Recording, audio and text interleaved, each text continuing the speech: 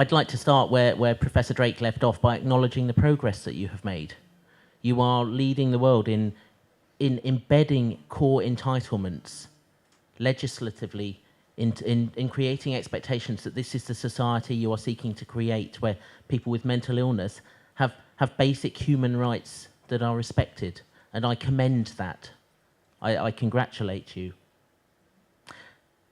One wise person once said that when a system is doing amazingly well, ask it what it can do next. And that is what I would like to do.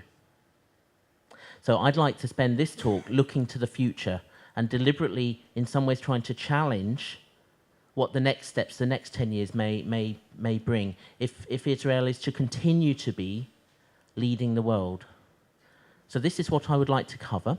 I'd like to think about what personal recovery means. I'd like to understand it in an international context. I'd then like to highlight what the international issue is. And finally, I'd like to suggest some solutions from around the world. Now, some people like words, and here are some words. I'd like to summarize my talk in a different way. It's a tough question. And do you know, I think internationally, and perhaps here as well, we are almost there, but not quite. Almost there, but not quite. What have we learnt? We have learnt that it's not about locking people away to protect them or society, we never really specify. It's not about institutions. We've learnt it's also not about just fixing symptoms. That people are people, they have lives to lead. It's not about just taking away symptoms. We've learnt a lot of technologies that can support the person in their life. We've had an amazing overview from Professor Drake just now of a range of interventions that support the person in their life. But do you know what I think we haven't quite got to?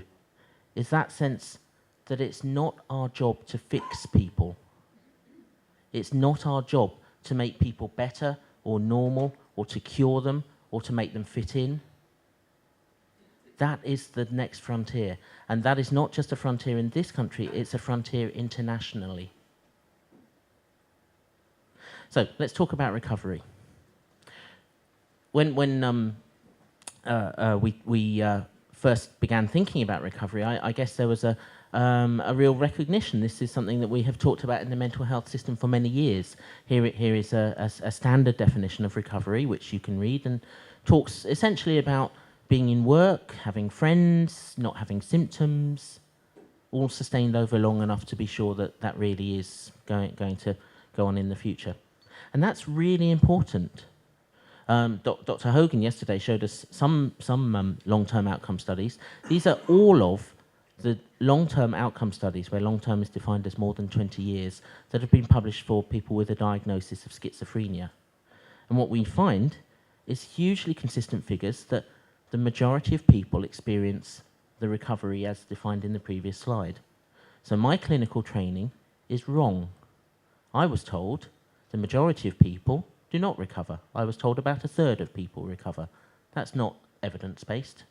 That's mythologically based. So the majority of people recover. Hope is an evidence-based attitude.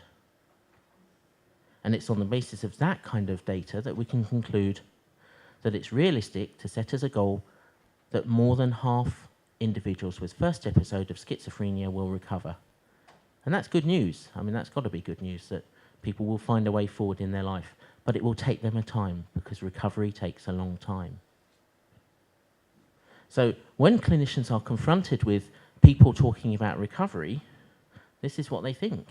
They think, yeah, well, that's obvious. What else are we about? Of course we're about recovery.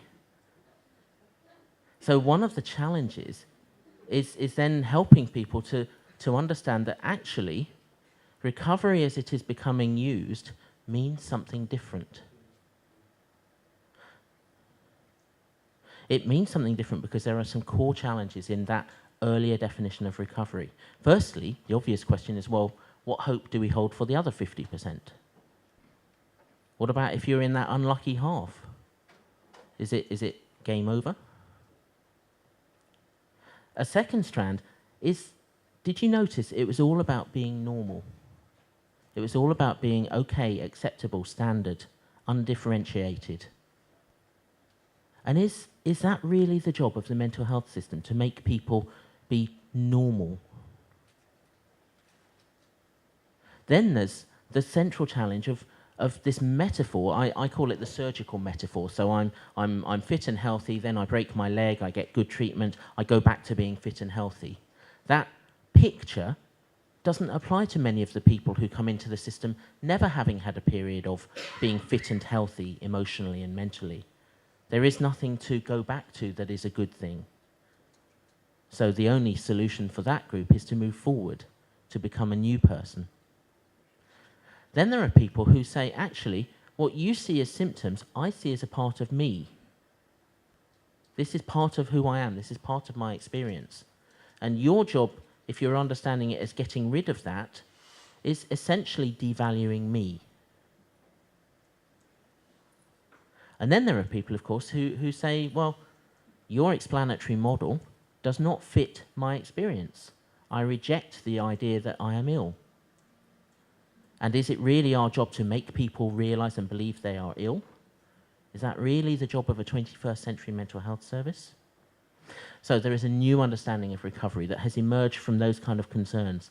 And Bill Anthony is the person who wrote this definition, which features internationally. So in a sense, it's good news because we do not now need to have a pointless debate about what does recovery mean, because internationally there is a degree of consensus that this is a helpful definition. And the point about this definition is it is personal. It differs from person to person. So this is good because it reflects the reality that people are different. And it causes problems because how do you establish an empirical evidence base about a concept that is different from person to person? So it creates strengths and also challenges. So what we are in a situation is that we have one word with two meanings. We have what I call clinical recovery, the first definition of recovery, and that has emerged from one source of knowledge, professional expertise. And we have a second meaning of recovery, which has emerged from lived experience, which has emerged from the experience of living with or having a family member affected by mental illness. So we have this one word with two meanings. And the problem, if we do not clarify what we mean, is we have this situation. Everyone loves recovery. It is better, it is faster, it is cheaper. Consumers love it because at last they are going to be listened to. Clinicians love it because at last they can give evidence-based interventions. Administrators and managers and policymakers love it because at last they can close down these dependency-inducing, really expensive institutions like hospitals and day centres. So everybody loves recovery. So we need to think carefully what we mean. And we need to understand there is a real challenge. The challenge is of extremes. So if we just think about clinical recovery, if we go down that route to the end, we end up here. This is a presentation by Charcot in 1887 at the Salpêtrière in France. And it's a presentation of a case of hysteria. So can you see the case? There it is. But the alternative, if we just listen to what the individual themselves say, does not create a civilized society. What if the person says, go away, I want to kill myself? What do we do? How do we respond in a way that is respectful of that person's wishes and yet protecting the integrity of society? So these are hard questions. And to answer them, my contention is we need to have a fundamental shift, what is called a paradigm shift. And why is that necessary? Because firstly, the central intellectual challenge, the idea of personal recovery, emerges from a different evidence base. It emerges from the evidence of lived experience. And that's a requirement for a paradigm shift. Systems cannot change from within. They can modify, but they cannot fundamentally change their assumptions. The second feature of a paradigm shift is that what was previously central becomes a special case. So the role of treatment and rehabilitation remains a massive contribution to many people's recovery. But the job of the system is not to provide treatment and rehabilitation. And then finally, what was previously peripheral becomes central. So over time, the shift that happens is that the person becomes the center of the question of interest. The person and their values and their preferences and who they are becomes the driver. And do you know one of the markers when that is not yet the case is when people talk about the special cases and where they should sit. So when we have a discussion about the relative contribution of treatment and rehabilitation, we are still privileging or foregrounding old paradigm concepts.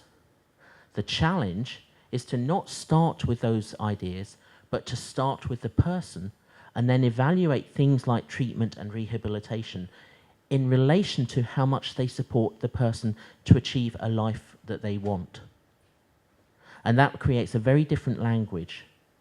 So for example, it may be just a translation, but I have heard people talk about rehabilitating clients.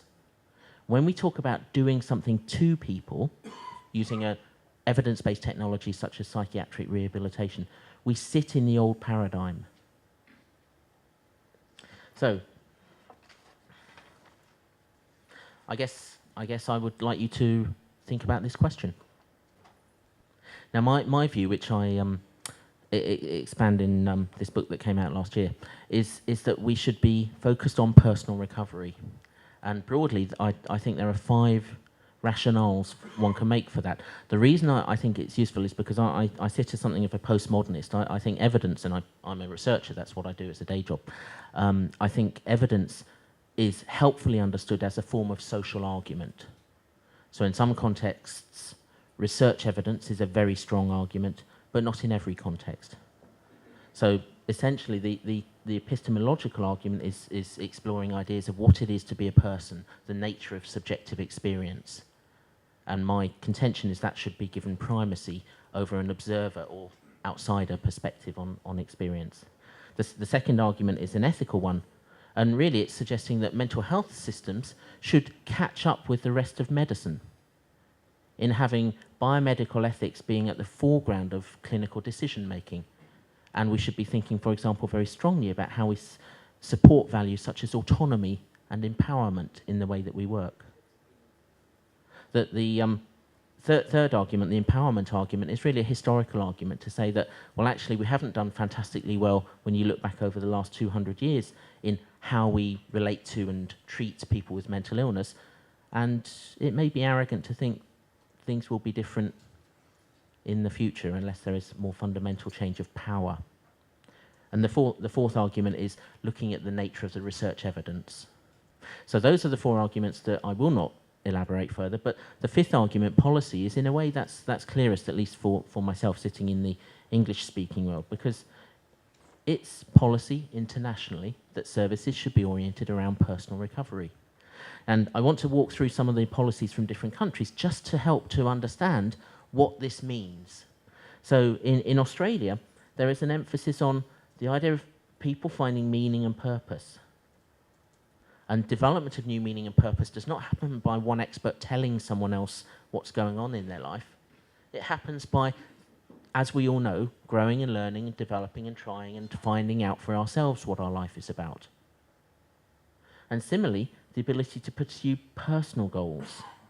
So if you have a process of planning actions or planning care, and what you end up with written you could not identify who the person is, then you have not got a system oriented around personal goals. You've got a system oriented around clinical goals, which tend to be more invariant. They tend to be things like monitor medication, monitor mental state, reduce relapse, do early warning signs work, and so forth. In New Zealand, there's a stronger emphasis on respecting rights, which is very culturally consistent. In New Zealand, they have a strong emphasis, they call it a fair go, the idea that everyone should be treated fairly. So human rights is a very strong value, and that is reflected in their understanding of what mental health services should be about. In America, we've heard the idea of being citizens, work, learn, and participate fully in the community. The basic human entitlements that people do not need to earn, people have by nature of being human, is embedded in the direction of travel. In Ireland, there's an emphasis on the centrality of personal experience. And one way that that plays out is in terms of the development of self-management plans. And we heard earlier the central importance of supporting people to develop the skills in managing their own life. And if we're about anything, we're about creating and amplifying that self-managing ability. Scotland has gone a different route. They do have a central policy, which I haven't quoted, but they have an organisation called the Scottish Recovery Network, which has done an amazing job of collecting stories of recovery. And you may want to consider this for a local context. One of the ways that you can shift a system is by giving voice to people who previously did not have a voice. Because just as we cannot make people recover, all we can do is support people in their recovery. Similarly, someone like me, who speaks from a professional perspective, is not as powerful at communicating what recovery means as someone who speaks from their own lived experience perspective. The country I come from, England, which still pretends it has some control over Wales, talks about values and attitudes. This is a real breakthrough. Mental health systems have gone down a very technological route in England. The idea that we will fix the problems of humanity by technical solutions, by increasingly evidence-based interventions. And for the first time, there is a discussion of values and attitudes in people working in the system. And this is catching up with the evidence, because the evidence says it's not only what you do, it's how you do it. The evidence of lived experience says, actually, the person matters. The worker matters. They're not just a deliverer of an effective intervention. The person matters. And right at the bottom, a critical difference. Whatever the person themselves thinks is critical to their own recovery. So this moves right away from an external observer judging has someone recovered or not, and instead emphasizes the personal nature of recovery. So in English-speaking countries, personal recovery is embedded in mental health policy, and developingly so in German-speaking countries. What about here? Well done. Things have really moved on in the last 10 years, and as I say, I commend you. But, looking to the future, there remain challenges here. So one challenge is about making the centre of gravity the person. In other words, starting with what is needed to support this person in their life and working out from there, rather than starting with what technologies and interventions do we have available and fitting the person in. Good quality staff. How do we get good quality workers? Because the people matter. How do we position the whole mental health system, including psychiatric services and including psychiatric rehabilitation, as being on tap, not on top? As working in support of the person rather than trying to make the person take particular treatments or technologies. So these are international issues, and they're very difficult. So we have some new resources. I want to mention some resources that primarily in England we've been developing. These are free to download. The document on the left is an attempt to understand the experience of recovery from within. So this is a piece of research led by people with personal experience of mental illness, which seeks to understand how other people are experiencing their journey of recovery. The document on the right, I wrote to have a different purpose. This is a guide for mental health professionals to try and address the question that I came up against again and again, of mental health workers saying, yep, I get it, I understand what recovery is about, but what do I do? And that's a very difficult question, because one thing that we move away from is a conveyor belt mentality that you do X and Y and Z and then you have supported recovery. We move away from that, and yet workers like myself were asking, what do I do? So that's an attempt to support that thinking. Another strand of work has been based at another non-governmental organisation called the Sainsbury Centre for Mental Health. And this was a paper that we wrote 2 or 3 years ago, setting out some of the conceptual challenges with recovery. What are the hard-edged questions that are raised by a recovery orientation? And then this is a piece of work that spun out from that, which is seeking to develop a methodology for organisational change. It's particularly applicable in England, that's where it's designed for, but I think it has wider applicability. And one of the things that we are piloting in 6 mental health trusts, we call them provider agencies, around England, is an intervention where we move towards a different workforce. I mentioned this yesterday, a workforce comprised of at least 50% of people with lived experience of mental illness. And there are services internationally that have made that transition, and they are transformed. Their central assumptions are quite different. Then there are some more scholarly works. So on the left there is a book by Michaela Ammering from Austria, and on the right my book, which are seeking to be, if you like, a bridge between the worlds of personal recovery and clinical recovery, to seek to understand what this means for the mental health system if we actually embrace what personal recovery is about. Now, our group have just completed a systematic review to try to understand the available literature in the world around personal recovery, because one of the things we know is it's really easy for everyone to have a good idea and run with that. It would be quite helpful to have it grounded in the reality of knowledge, and I think this is a point Professor Drake made that I would absolutely reinforce. We need good quality research to underpin our efforts to support people. So we undertook a systematic review of literature about personal recovery, and we developed a framework which is, for people who are very familiar with personal recovery ideas, contains nothing new, but it is couched in a language that is acceptable in academic literature. So the framework has 5 components. We call it the CHIME framework. So connectedness, hope, identity, meaning, and empowerment. And these are very challenging, because if it's all about connectedness, then that means that, for example, the role of families is central to recovery. It's not something you do if you have a bit of extra time and resources. It's actually central. Similarly, if identity is central to recovery, then it calls into question the way we do things like assessment.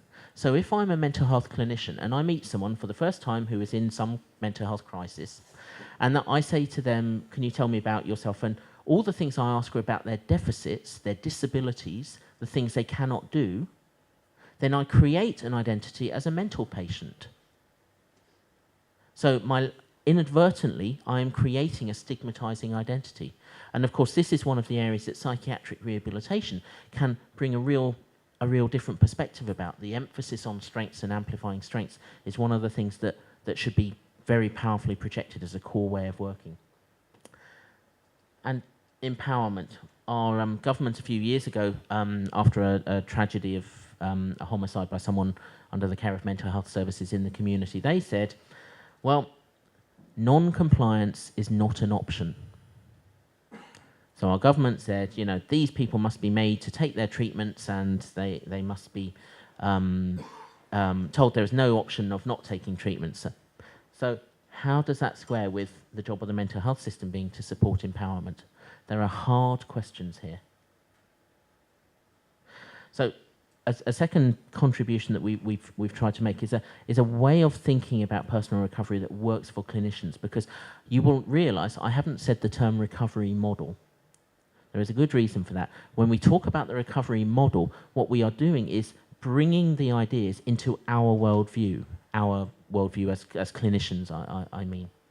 And we are falling into the trap that already the recovery movement internationally is being criticised for, that it is becoming the next thing that services do to people. So as soon as we commandeer or co-opt the idea and start talking about the recovery model, we are neutralising it. But also, we think, I'm a clinician, I think in terms of models. So we've developed what we call a conceptual framework, a way of thinking about recovery that is trying to get the balance between not saying this is what it is and that's the end of the story, we've complete, but also a way of thinking that may inform clinical action. So the personal recovery framework starts with identity. So it does not start with illness. And this is a central difference. So when we start with identity, we need people who work in the mental health system need a really sophisticated understanding of what identity means. We need to understand that identity has, for example, sociological components. It's the way in which we are like other people. So when we effectively create mental illness ghettos, in which people are defined by mental patient identity. The only other people they see are other service users and staff. They live in special accommodation for mentally ill people. They have special jobs that are only available to mentally ill people. They attend special groups for mentally ill people. What we inadvertently do is diminish that sociological identity, that sense of being like other people. We separate, we create stigma. But also there are psychological understandings of identity, that identity is about how we are different. Last night, the music, I'm sure I wasn't the only person who was touched by it, and I couldn't understand a word. And there is something about broadening out identity to make more visible the parts that make that person that person.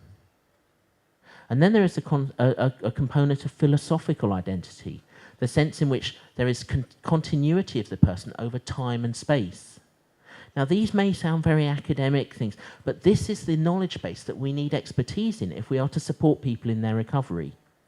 So, for example, I mentioned yesterday, our research among people from black and minority ethnic communities suggests that they put a much greater emphasis on sociological notions of identity, on that sense of being part of a greater group. In New Zealand, I met people who, Maorian people from indigenous populations, who said, we have a mental illness in the family. That is how they understand mental illness. It is not something that sits in a person, it sits in a family. We have a research program going on for recovery in older adults. So this is people 60 and 70 and older. And for that group, recovery means something very different. What it means is retaining a sense of who I am. So unlike younger people, where it involves growth and development of personal meaning and post-traumatic growth and becoming a new person, for an older person with an established identity, it's about getting back to me. And we will just miss all these important understandings if we don't have a basic infrastructure of sophisticated knowledge about personhood. But we do not sit as individuals. We sit in a social environment, and relationships are what connect us to the world. And this is why relationships are so central. It's not just what you do, it's how you do it. And I will talk more about relationships presently. Now, the thing to note here is this has nothing about mental illness. This relates to you, and you, and you, and me. It's a general understanding of what it is to be a human. And because people with severe mental illness are people, it relates to people with severe mental illness. So let's think about how mental illness impacts on that. We can think of this as a part of identity that is impacted on by the experiences that a professional like me would call a mental illness. The first task is not to make that bit bigger, but to make that bit smaller. And the way we do that is by not just talking about that bit so it gets bigger and bigger and bigger, but rather talking about the rest of stuff, the rest of the person's identity. So this is why assessment processes need to not just create an illness-saturated deficit discourse, but also to understand who the person is in the rest of their life, in the rest of their identity. And then the challenge is to support the person to make sense of and find ways of managing their experiences themselves. And that doesn't mean discarding them and leaving them alone. Many people need help and support. When my car breaks down, I have no idea how to fix it. But I know someone who does know how to fix it. So it's not about abandoning people, it's about seeing our job as supporting the person to manage themselves. And then the final strand is about the reality that we are social creatures. People don't get recovered in a test tube. They get recovered in their life. Okay, so that's very conceptual. More practically, what does that mean in terms of people like me who want to support someone in their journey of recovery? In other words, what's my job? And my suggestion is that there are 4 components of that job. And I'm going to talk about each of those components just to try and illustrate and somewhat bring to life what they mean. So let's think about relationships. We started with the idea of relationships as central, didn't we? That one of the recovery sayings is that recovery begins when you find someone or somewhere to connect with. Now, one type of relationship that can be really valuable in people's recovery is professional relationships. And I think it's a real asset in the mental health system that we have such skills in trying to connect with people who are very isolated, are very disconnected from their world. And that's something we should be proud of and amplify. But maybe we can do better. A framework that's suggested is that there are different sorts of relationship, and one differentiation is between detached relationships in which, for example, I am the doctor and the person is the patient. And then partnership relationships in which I bring expertise and the individual also brings expertise. And I cannot do my job unless the individual is also emotionally and intellectually in the room, unless they are, for example, telling me what kind of person they are or what their preferences are. But there is a third and more challenging type of relationship, which is talked about most prominently in the psychotherapy literature, of a real relationship, where I meet that person as a person, and they meet me as a person, and we may, for example, be changed by each other. In a traditional mental health system, my suggestion is that generally these detached relationships are given primacy, and as someone gets better, it's possible to more easily partner with them and work together as they move towards moving on into their life. And a real relationship would be seen as unprofessional. And the challenge in a recovery-oriented system may be to have a different centre of gravity. There are times when someone cannot look after themselves and psychiatric rescue is needed and important and life-saving. But those are the exception. The rule is the partnership relationship. And because we know from recovery narratives that having an authentic relationship with a mental health professional is for many people a springboard to change in their life. Again and again you read, I was in the system for such a long time and everyone was doing this and that, and then I met a nurse who believed in me. And then I met a social worker who saw me as a person, and we became friends. Those activities transform people's lives, and they're very difficult, but they're very important. So we need working practices and social constructions of what it is to be a professional, maybe to catch up with the evidence. There's also a need for a broader set of communication styles. So mentoring and co-learning and coaching are the kind of things that in a recovery-oriented system you would see more frequently as interpersonal styles. But let's go a bit further. Here's a man walking a goat. My life has been a voyage of discovery, and one thing I've discovered is that goats need walking. So there's the goat being walked. This is a man who lives on a working farm in Caledon Hills in north of Ontario in Canada. And this is a working farm that is set up for people with mental illness.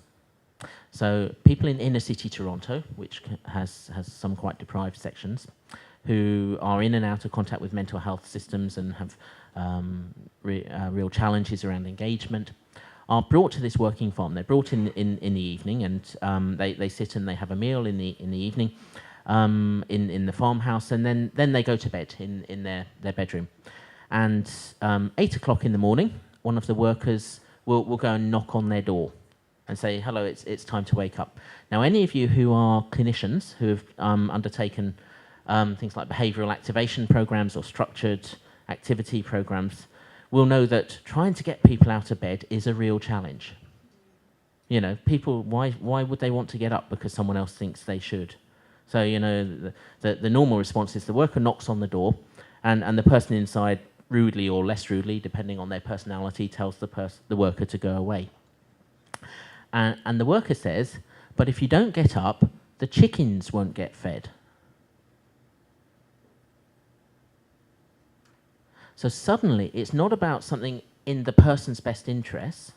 It's good for you, we want you to be up and about. It's because somebody else needs the person. The new person springs out of bed. And over time, in the work of the farm, they do things that give. And one of the fundamentals about relationships is that they are two-way, that the person has something to give as well as something to take. So people who live on the farm have sessions, for example, you will know in some countries they have country shows where they have children who come and play with the little animals. I didn't know the little animals like lambs and need to be prepared for that.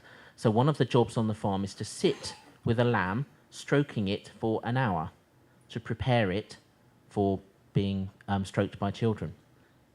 The connection that is had with another being is very profound. One of the people that lived there, I was talking to him, and he was clearly, in some ways, quite someone I would easily understand as quite psychiatrically disabled. And he was telling me about, well, sometimes I come out at night and I sit under the stars and it touches my soul. And I've worked in the mental health system for a number of years. I have never heard the word soul in the mental health work I have done. Let's talk about well-being. I guess the kind of thing to mention here is that there is an emerging evidence base which hasn't yet come to a good meeting with the mental health system. So the evidence base comes from a number of sources. It comes from personal narratives of recovery, the kind of things that have emerged from lived experience. So, for example, people saying it was finding a worker who believed in me that made the difference. There's also an academic discipline called positive psychology, which is the psychology of well-being. And there are findings emerging from positive psychology that have really quite profound implications, but haven't yet been applied greatly in the mental health system. Because positive psychology as a discipline says, well, we're about, if you think of life as minus 10 to plus 10, we're about moving people from 5 to 8, making a good life even better. Well, that's great. But people who, at the moment, may be at minus 5, I guess may move to minus 2 or even plus 2 or plus 5 using much of the same techniques. And similarly, there's a strand of work called mental capital, which is based on the foresight work, which, again, you can read about. So what does that mean in practice? Well, the foresight work suggested that there are 5 broad ways of supporting well-being. So the first is supporting connection with others. So the discussion that was had yesterday about exceptionalism versus mainstreaming taps directly into this challenge of how do we as a system support people to have multiple connections with those around them, rather than sitting in an embedded mental illness identity that engulfs and stigmatizes. Second is about being active. It's good for you to be active. And that raises questions about, for example, if we give medication that sedates, then that may work against well-being. So there may be trade-offs that we weren't fully aware of. Take notice. It's actually good for the soul to notice the stars. And to what extent are we supporting this in our day-to-day work? One of the things I've been to many centres internationally that are very focused on supporting recovery, and a common theme I notice is that they pay attention to the built environment, to the building. I work in a service that is the most horrible building. I feel depressed when I walk in. The paint is peeling, the bricks are falling off. It is a horrible, horrible building. Another service I went to visit, their service is based in an art gallery. I wonder which is better. A fourth strand of keep learning. The idea that actually people grow and develop over time. So if we think about risk as something to avoid, we inadvertently impact badly on well-being. Actually, taking risks and opportunities and trying new things and working out what kind of person I am through doing is a central approach to well-being. And then this idea of giving, and I want to talk a bit more about that. How do we give? Well, one way we give is that we use our experience of mental illness and we convert it from being a vulnerability into an asset. From something that holds us back to something that lets us do things we wouldn't otherwise have done. So this is a lovely picture. And it's the view out of a service in New Zealand, which is an inpatient mental health service for people in acute mental health crisis that is staffed by people who are in recovery from mental illness. And the whole way that the system works is very different. So when someone comes in, the first thing that happens is that they meet someone who themselves has previously been an inpatient. And they sit and they talk together. And the worker who is employed in the service will tell the person a bit of their own story. They will not start with an assessment and identifying all the many problems and deficits, because we know up close nobody is normal. We know if we look for many deficits and dysfunctions and disabilities, we will find them. Rather, the worker sits and talks a bit about their own story. And then they may say, shall we take our shoes off and go and walk together on the beach? And over time, the person who has come into the unit starts to tell their story. And they create a story that is not about relapse and illness and loss and failure, but is about consolidation, about change, about growing, about learning, about discovering, about planning new ways forward in life.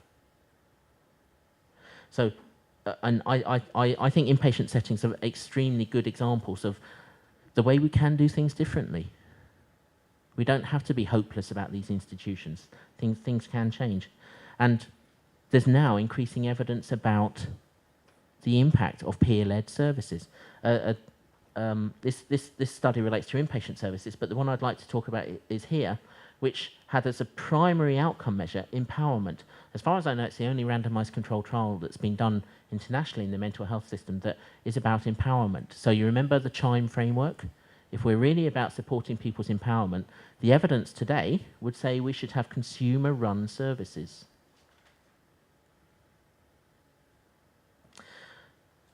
The third component is offering treatments, and what's the key word here? It's not that word, it's that word. Fundamentally changing the relationship between the person and treatment, away from something done to people in their best interests and towards something offered as a resource for the person to use in their journey of recovery. And that sounds a very small shift, but actually it's quite central, and it's a very different way of working. So what does that mean? It means, for example, for assessment, the goals change. The goals cease to become oriented around establishing the right diagnosis and establishing the right evidence base to use in providing treatments. And rather it becomes around supporting the things that need to happen as someone moves forward in their journey of recovery. So supporting, for example, the development of meaning. What do you think is going on? And that doesn't mean holding back or pretending. So I often, when I work with clients, I'll often say, well, let me tell you how I see it. I see it that this is going on for you, and then I'll ask, what do you make of that? So instead of imposing meaning, it's supporting the development by offering expertise and options to help the person make sense of their experiences. So that's in terms of assessment, but I also want to talk a bit about how services are offered, because I've been really struck several times in the visit so far. I've been told, well, you know, one of the problems is people are offered psychiatric rehabilitation services, and you know, a quarter, a third of people just don't take them up.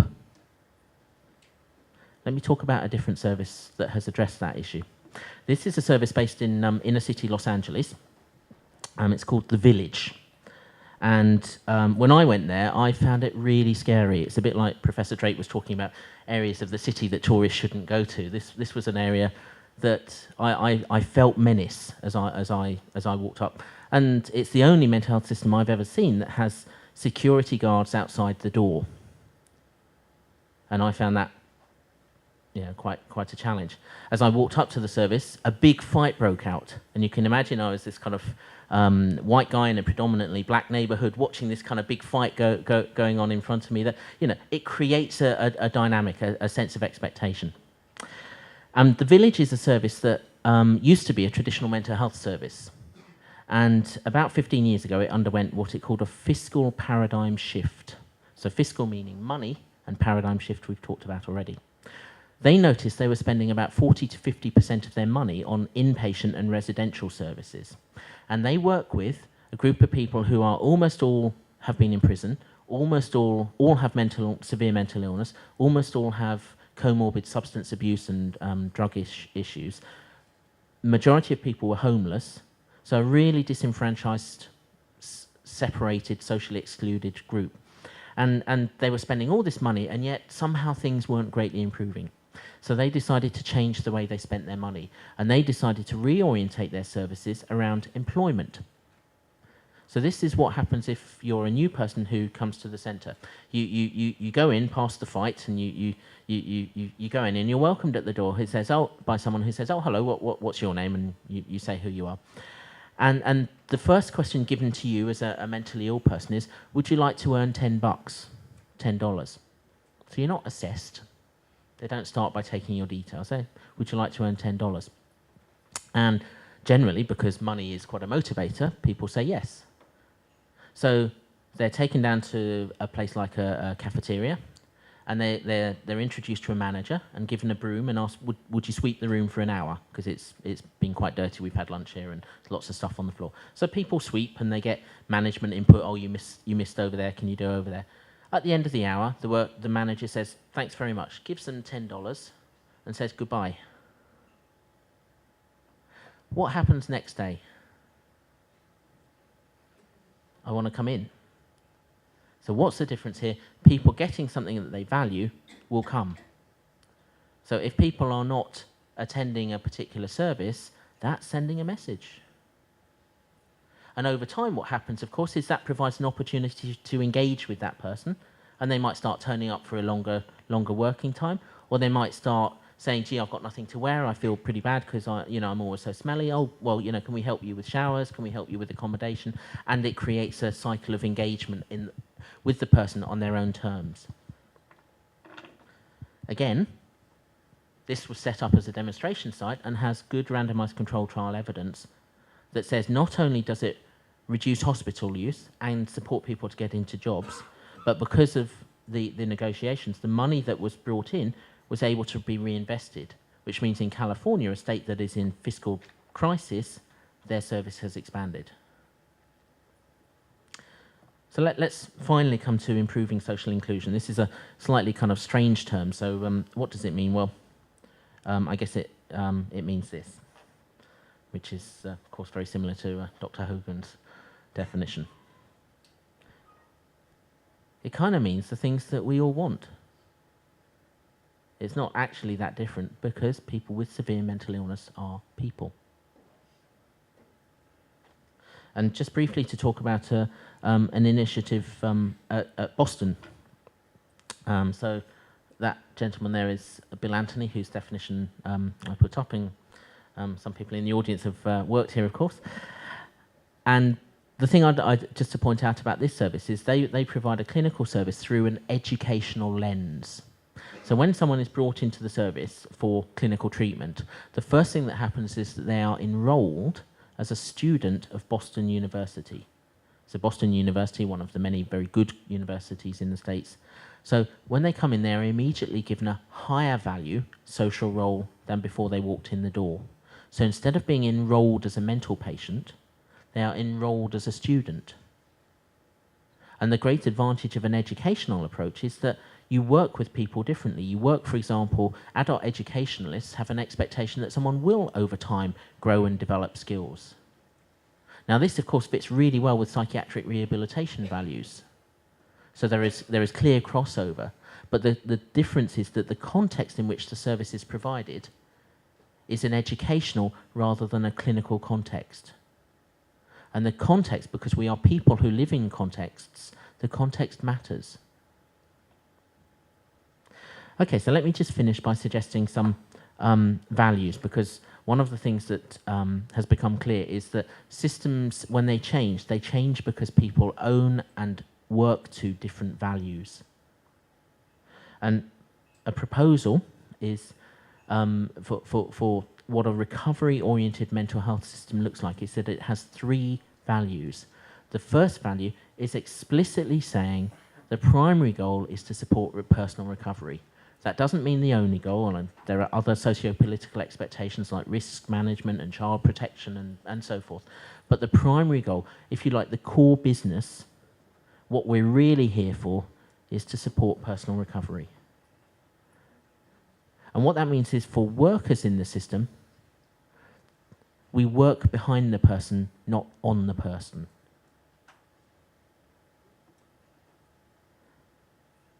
And our view of the world, our central expectation, is that people can, or over time will, learn to take responsibility for their own lives.